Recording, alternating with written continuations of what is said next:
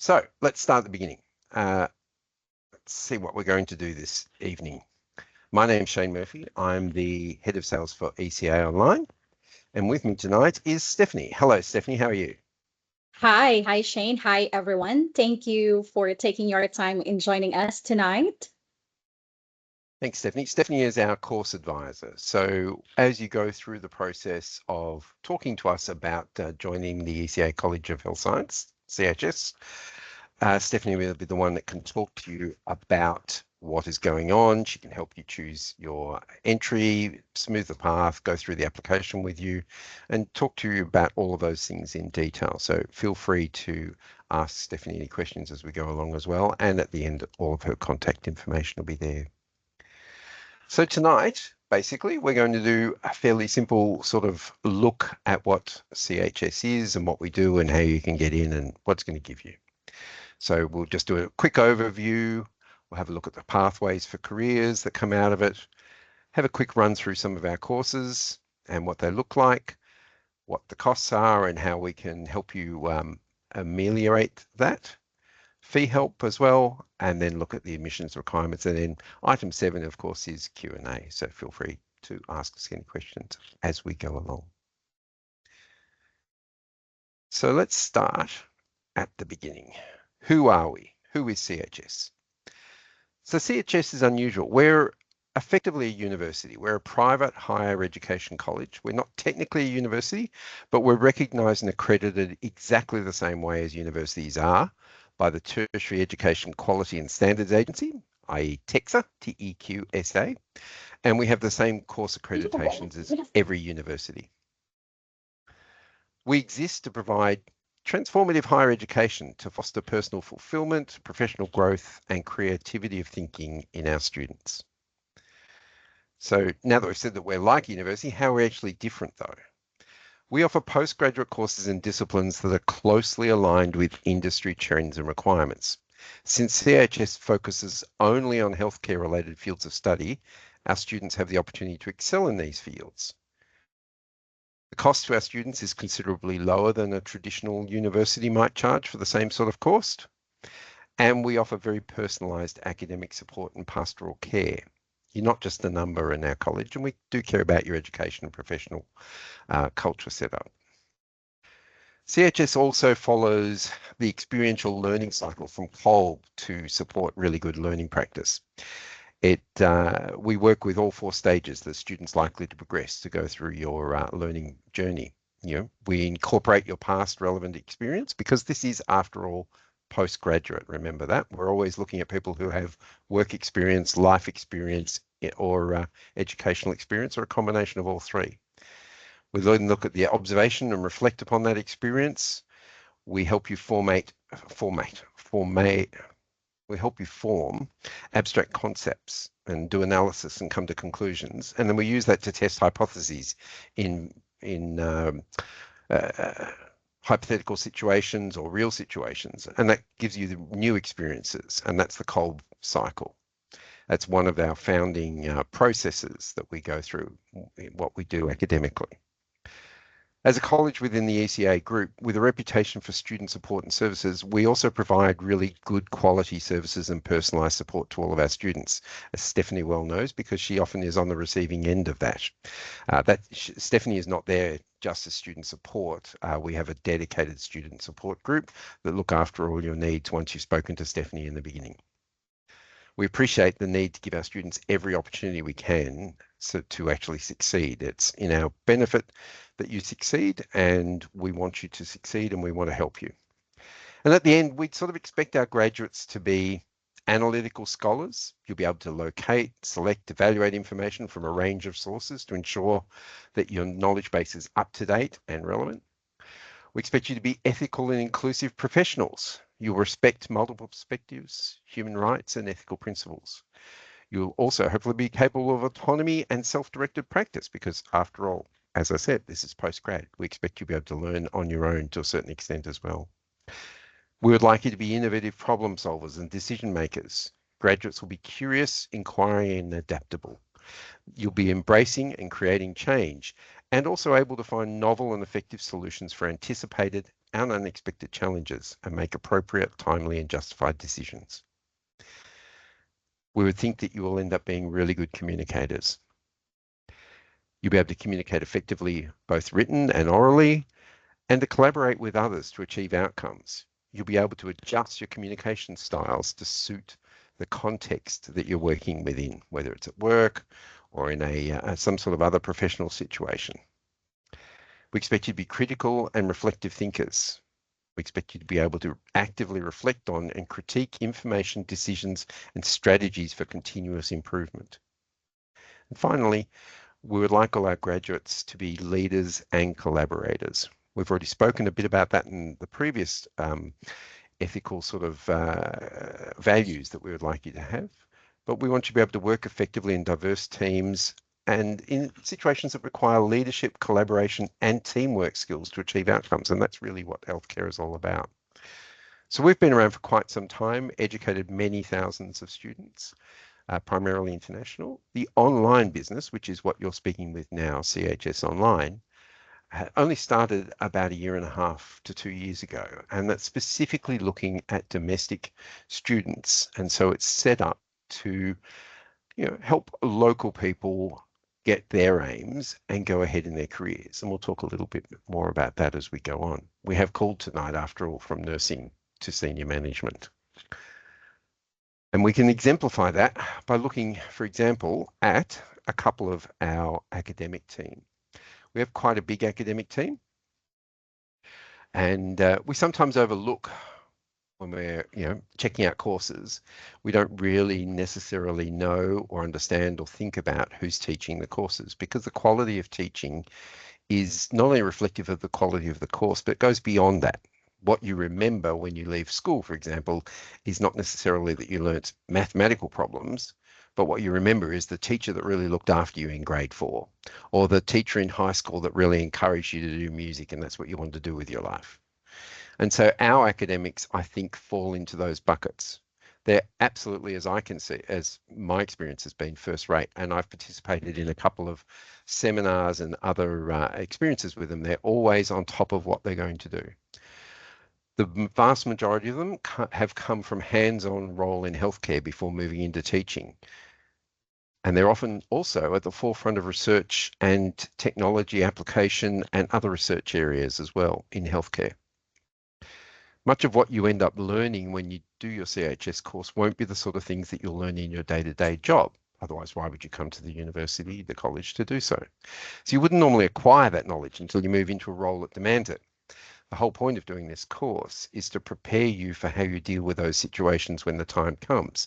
For example, dealing with difficult staff, navigating the complexities of privacy laws and other regulations, which are rife in healthcare, planning for technology roadmaps and upgrades, and leading with the challenges presented by, for example, AI, which is currently the big challenge in every industry.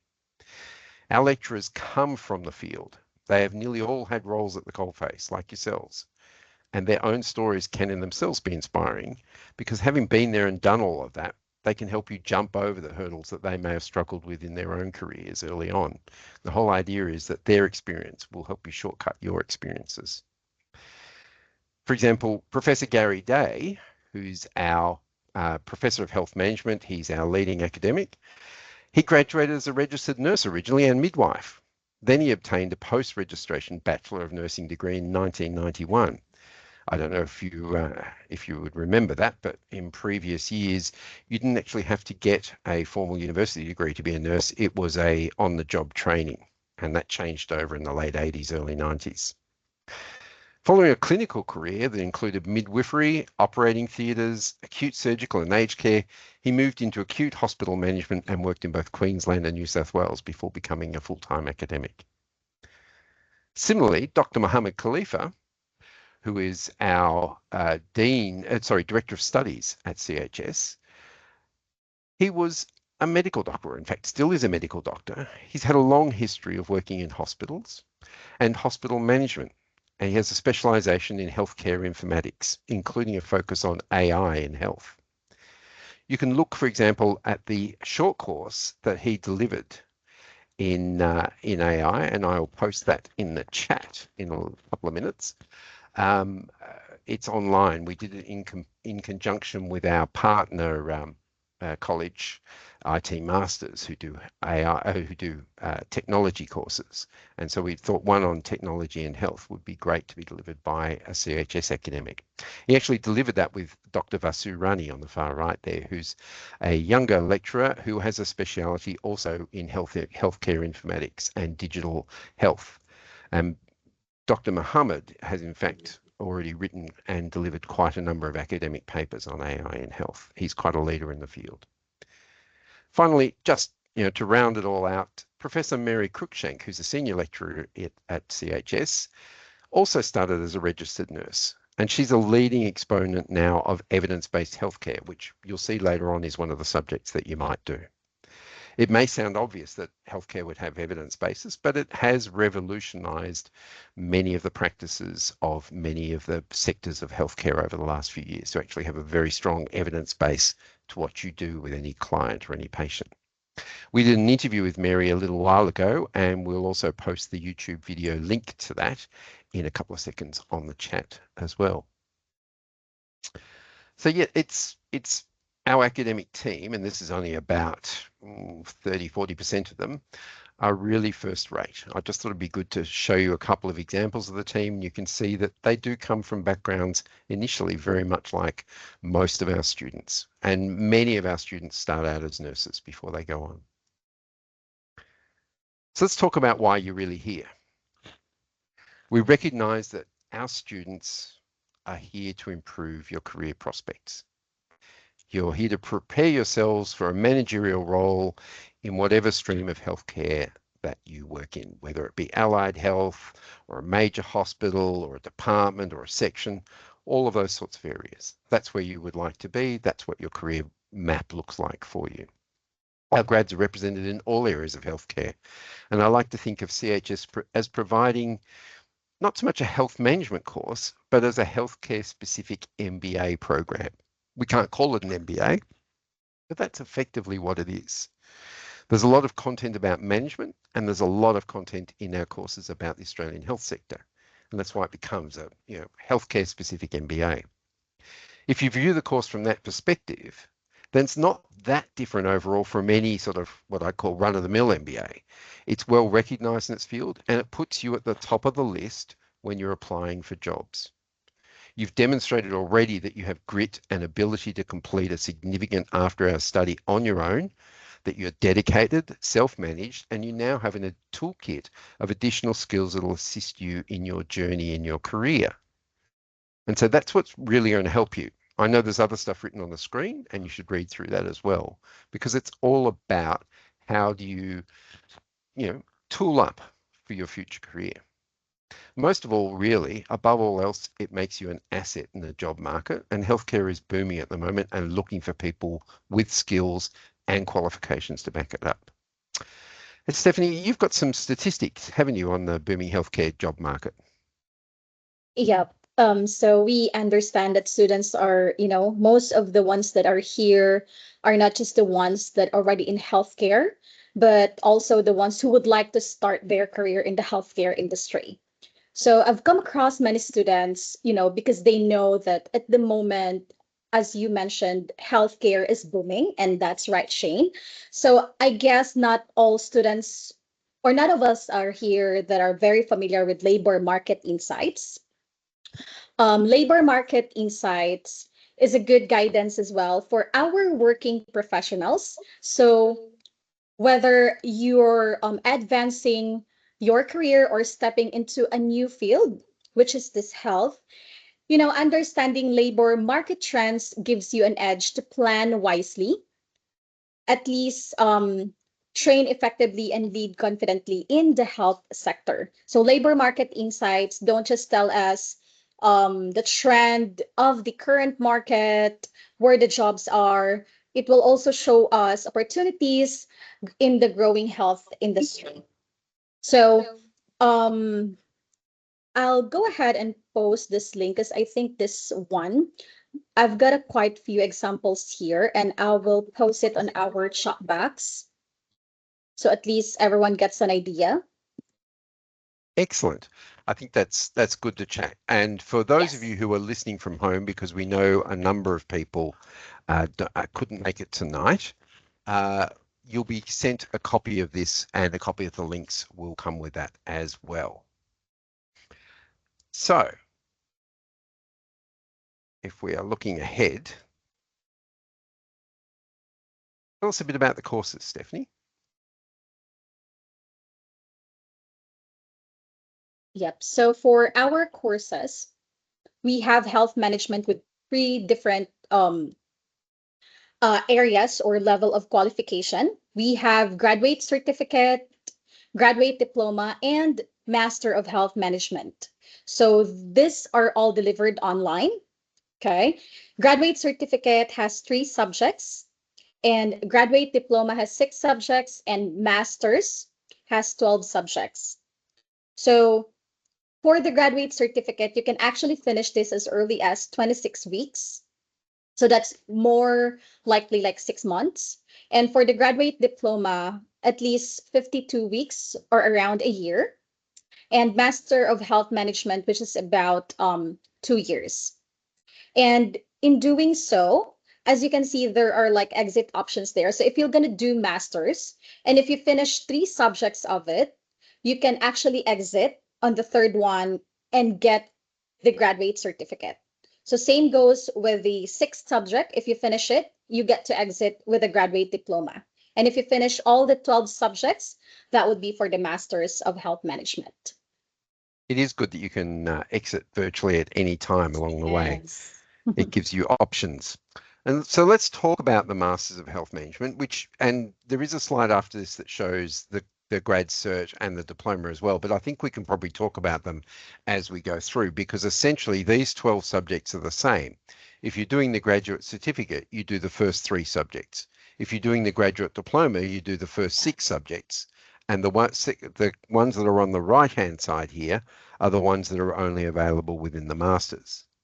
And that's basically how it works. Now, we won't go into much of the details of it, but I think there's a few salient points to think about when you're talking about this. When you're thinking about going into a postgraduate study, you have to think about having for yourself around about 12 hours or a week of study load time available to you. It says 4 hours in the classroom and self-directed 8 hours. That includes things like reading the readings before the classes, starting work on assignments, finishing assignments, getting all of that sort of stuff done. And that's pretty standard across all postgrad study. About 12 hours per week per subject is a rough rule of thumb. It's a good rule of thumb. So it means that one of the challenges that you might have is thinking about the time you have to conduct that study. When you're available, does it mean that you're going to let the classes go because they're all online, 100% online? We haven't spoken too much about that, which means that you can, in fact, miss the class and pick it up later on if you need to. We would always say you should go to the class in real time if you possibly can, because that's when you get the opportunity to interact not only with your lecturer, but with your peers as well. And you can have lots of good discussions within the group when you're actually in the classes. We found, speaking to other online students, that actually the bond you get from working online together is not much different to the working in a classroom together as you go on over a period of time. The other thing to note is that all of the subjects are the same size and length except the final subject, which is a project subject, the capstone unit, which is a double subject. That's why it's 12 subjects, even though there's only 11 unit codes there.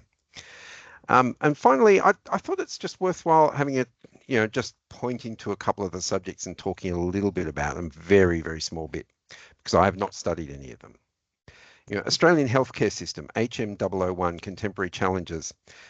I will say that the titles of some of these subjects are not what I would call marketing titles, because as a marketer, I would probably call them something different. What that really tells you, though, is what's actually happening in the healthcare system today. What have you got to look out for? What's happening? And it's right up to date. So it's really critical information for you as a manager, and even not even as a manager, just somebody working in your field that's interested in what's going on in your practice all the time, because it's going to cover stuff that you come across every day. The same with HM002. Again, it sounds like a very dull sort of subject, governance, safety and quality. That just sounds like a whole lot of regulation, which it is, but it's critical, and also it's presented in a really interesting manner. I'm told, I've got feedback from people that they expected those subjects to be really dull, but actually they love them. We spoke to a couple of students last year, Nisha and another one, and we might even be able to find the YouTube links for Anita's interview as well and put that up.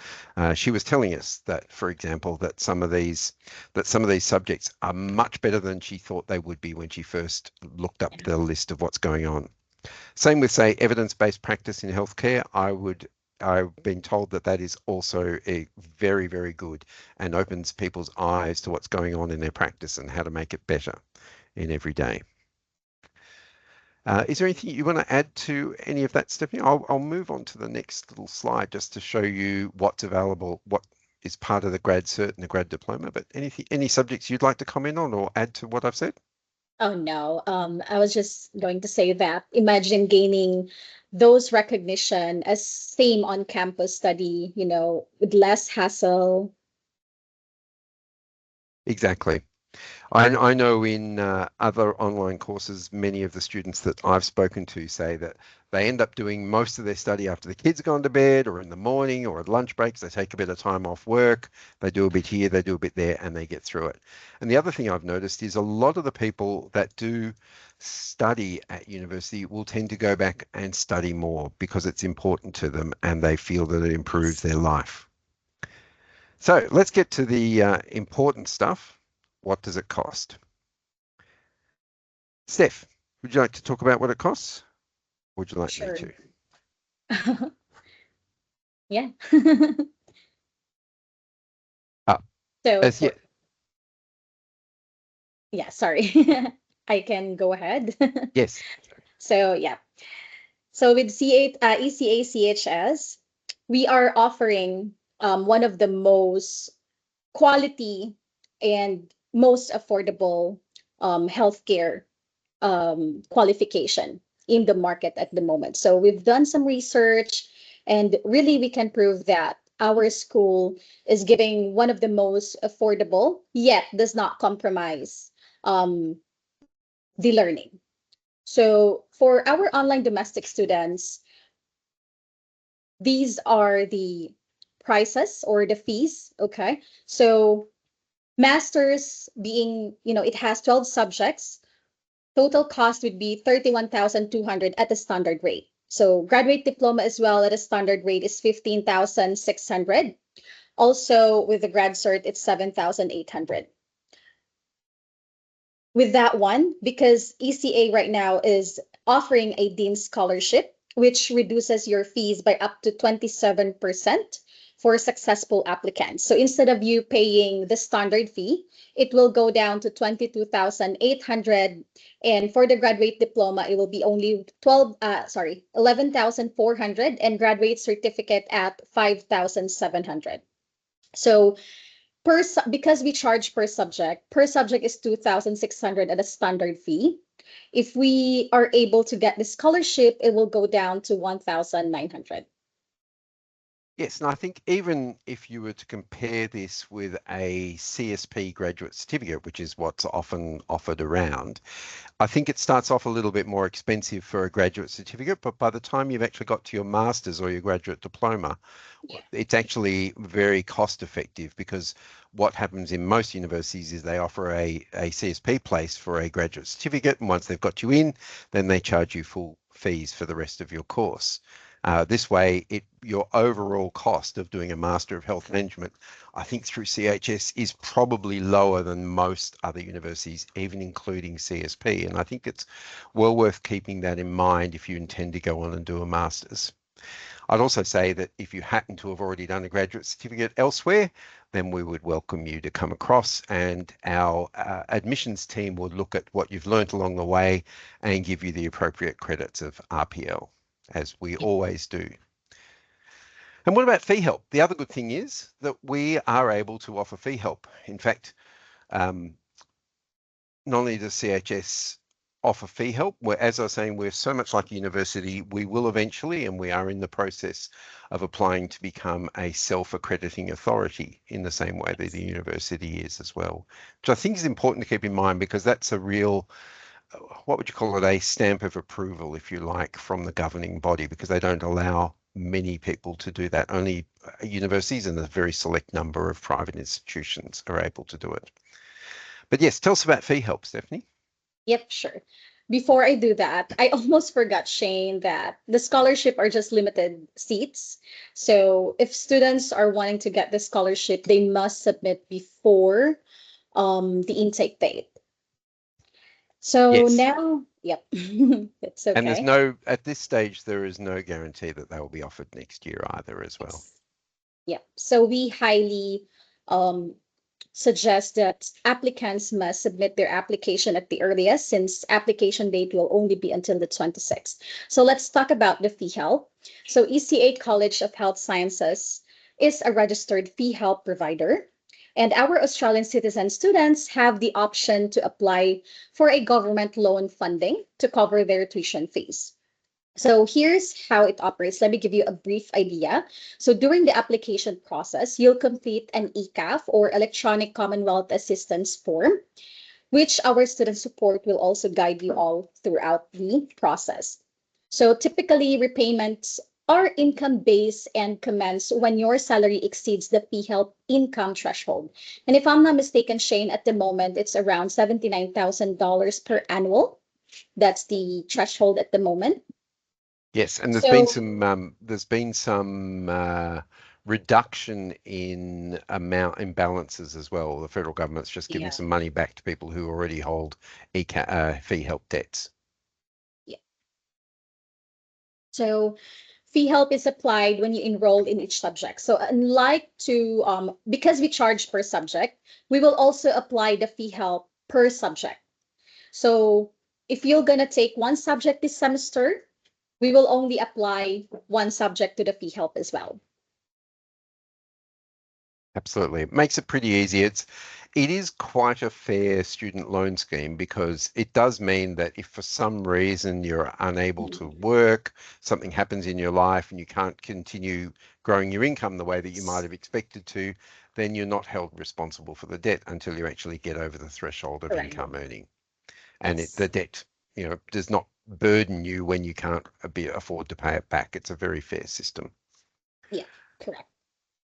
Okay, and so we've also been able to offer a bit of an extra bonus to our students recently. What's Skill Builder? Yeah, so actually recently, Shane, we have been giving free access to our postgraduate students. So students who enroll, we extended the promotion up until the September intake. They will receive a 12-month complimentary subscription or free access to our Skill Builder short courses and Employability Advantage. Now, Skill Builder courses are a great way to enhance soft skills needed in professional environment. So if you complete short course, like there will be like leadership, interpersonal skills, and creative problem solving, while Employability Advantage offers essential tools and resources to help our students launch their career and gain the confidence and skills needed to succeed in the professional world. So Yeah, this great. is, yeah, like free short course that you can take as apart from the postgraduate for taking. So it's like an additional as well to your certifications. They're actually really useful for doing things like, for Yes. example, an Excel short course or something like that, which teaches you how to do all of those horrible things in Excel that nobody ever remembers to do, such as X lookups and pivot tables and all those delightful items that a lot of us forget about. But they're the sort of things you can do. They're very short courses. They don't impact on your study time. They're just there as a Yes. library and free if you want to be able to access them for a year anyway. Yeah. Okay, so now we're getting the important stuff. You have to apply by the 26th of September. That's the last intake for 2025. And it's important that you get your applications in on time, because it does take a little bit of time to assess them. One of the things that I will say, having been observing this process for quite some time now, get your documents. Get your Yes. documents, get your documents. There is no other thing to be said than that. The thing that holds up overwhelmingly any application that doesn't just go straight through is that people have not been able to show their identity documents, such as a passport or a visa or whatever. They have not been able to find their transcripts from their previous university, or they haven't been able to get a statement of service. Because we'll talk a little bit about admission requirements in a minute, but statement of service is critical for the overwhelming majority of our students. So just think about all the documents you might need. Stephanie can help advise you on what you're going to get. You can text her copies of them and she can say, yes, that'll be fine, but you'll need this, etc. It's really important to have all of that stuff lined up when you apply to make sure that the application just goes through the ringer very quickly. So let's talk about applications. What are the requirements in order to be able to apply? Yep. Oh, there we go. All right. So let us go quickly through the prerequisites or our entry requirements. So each level of qualification has its own prerequisites. So for our Master of Health Management course, at least if you have bachelor's degree or equivalent to AQF7, AQF stands for Australian Qualification Framework, okay, or any higher than that would be accepted. Also, if you have previously completed graduate diploma or graduate certificate specifically in health management. Now, we understand not everyone has this qualification. So alternatively, we also accept work experience. We take a look at your working experience. So at least 5 years minimum relevant work in the health related field. So you've got to have evidence for that as well. You've got to have, as I was saying, a statement of service as well as a CV. And not just the CV by itself, because people have been known, unfortunately, to not necessarily tell all of the parts of their story in a CV. Correct. So sometimes students would like, the easiest way they can provide Shane is actually their contracts. That one is available to them. It'll be good one as well. So with our graduate diploma in health management, so the same, at least bachelor's degree equivalent to AQF7 or any higher qualification that you have, or if you have completed the graduate certificate in health. Now, alternatively as well, we do accept working experience. This one has only minimum of 3 years relevant work in the health related area. So again, statement of service and contract, that one we can accept. Right. And then finally, let's go on to the graduate certificate, which is, let's face it, most of our students come in via the graduate certificate pathway, don't they? Yes, because actually that's a pretty good one, Shane. Thank you. So if the student doesn't, I want master's stuff, because usually, Shane, they say, oh, I want to study master's. However, because of the prerequisites or the entry requirements, they cannot do so. So what we do, Shane, we're pretty flexible in terms of that. We actually do pathway for them. So they can take graduate certificate first, as what we have shown earlier. Anyway, the first 3 subjects, which are for the graduate certificate, will also be, along with the master's as well. So it's like a ladder for them. Excellent. And it is, again, it's only 3 years work experience, but it is the easiest pathway in, and it is common in postgraduate education to have a pathway like that, because the reality is many people, and in health, lots of people do have a bachelor's degree of some sort, but also many people have come up through an alternative pathway and they may not have quite the right qualifications, or you may have come from overseas and you're now a permanent resident. All of those different criteria might have applied to you along the way. And so you're looking for a way in. And so the idea is this is a pathway in, because once you've proven that you can do the graduate certificate, of course you can then just go on and do your master's, because we're all well aware that you're up to the study level that's required. Okay, so I think that's probably the bulk of what we would like to have talked about tonight. Thank you very much for coming along, Peter. It's nice to have people here to interact with and talk to during these sessions. It is important that we get the information out to everybody, so this will go out as a link to everybody in the next 24 hours as well, anybody who registered. So you will actually get it during that process. And feel free to get back in touch with either Stephanie on the email address there, or to contact us via the phone number, or Stephanie via the phone number, and we'll get back to you and give you the information we want. We really would like to, support you in your study journeys, and hope to be able to see you enrolling in the next few weeks. Again, thank you, Stephanie, for being here tonight. Thank you, Shane.